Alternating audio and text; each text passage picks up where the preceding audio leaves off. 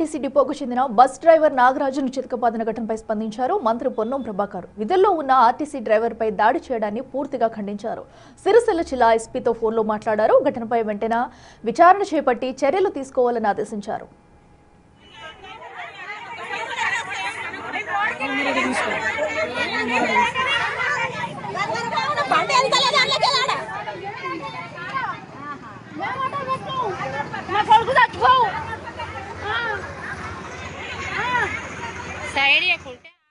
Bus driver side ఇవ్వలేదనే కోపంతో చితకబాదాడు car driver.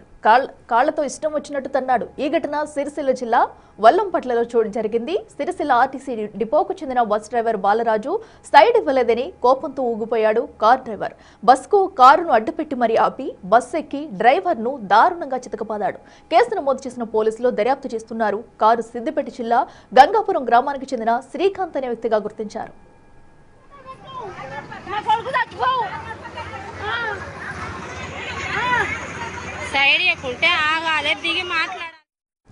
మరింత సమాచారం మా ప్రతినిధి శ్రీనివాస్ అందిస్తారు. శ్రీనివాస్, చెప్పండి, కేవలం అటు కారుకి సైడ్ ఇవ్వలేదనే కోపంతో కూడా ఆ కారు యజమాని అయితే బస్సులోకి డ్రైవర్ ని చితకబాదిన ఘటన మనం చూస్తున్నాం. అసలు ఆ సమయంలో ఏం జరిగింది? డ్రైవర్ ఏం చెప్తున్నారు?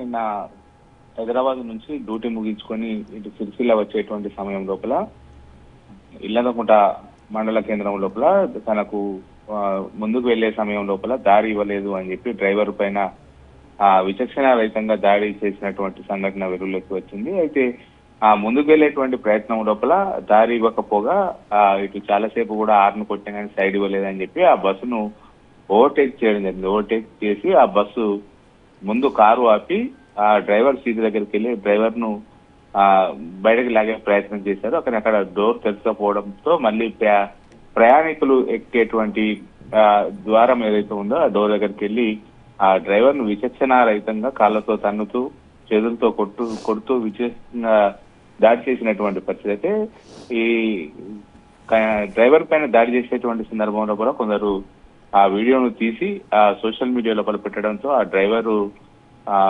కొడుతున్నటువంటి వీడియో అయితే వైరల్ అయినటువంటి పరిస్థితి. అయితే దీనిపైన నిన్ననే రవాణా శాఖ మంత్రి పొన్నం ప్రభాకర్ ఇటు స్పందించడం జరిగింది.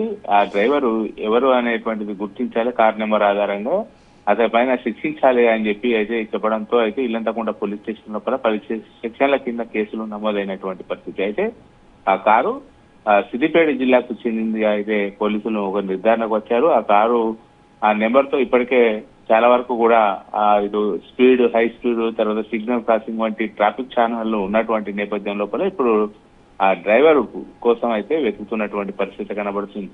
అఖిల, శ్రీనివాస్, అయితే ఇప్పటికే అటు పొన్నం ప్రభాకర్ కూడా స్పందించి దీనిపై అయితే చర్యలు తీసుకుంటామంటూ చెప్పారు. మరి ఇప్పటి వరకు ఆ కారును అయితే గుర్తించారు. మరి ఇప్పటి వరకు ఆ కారు యజమాని అయితే అదుపులోకి తీసుకున్నారా? సో అతనిపై ఎలాంటి చర్యలు తీసుకునే అవకాశం ఉంది?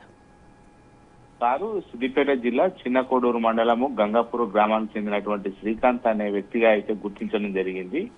ఆ బస్సు డ్రైవర్ బాలరాజును చితకబాదినటువంటి వ్యక్తి శ్రీకాంత్ అనే వ్యక్తి అయితే గుర్తించడం జరిగింది. అతని అక్కడి పోలీస్ స్టేషన్ కు ఇన్ఫర్మేషన్ కూడా ఇవ్వడం జరిగింది. అతడు గంగాపూర్ కు చెందినటువంటి శ్రీకాంత్ ఎక్కడ ఉన్నాడు అనేటువంటి అది నిన్న ఈ సంఘటన జరిగిన తర్వాత తన ఫ్యామిలీని ఆ ఇంటి దగ్గర దించి శ్రీకాంత్ ప్రస్తుతం అయితే పరారు లోపల ఉన్నటువంటి పరిస్థితి అయితే కనబడుతుంది. మొత్తానికైతే అతని పైన 10 సెక్షన్ల పైన ఇప్పటికే కేసులు నమోదు చేసినటువంటి నేపథ్యం లోపల శ్రీకాంత్ యొక్క ఆచూకీ కోసం పోలీసులు వెతుకుతున్నటువంటి పరిస్థితి కనబడుతుంది.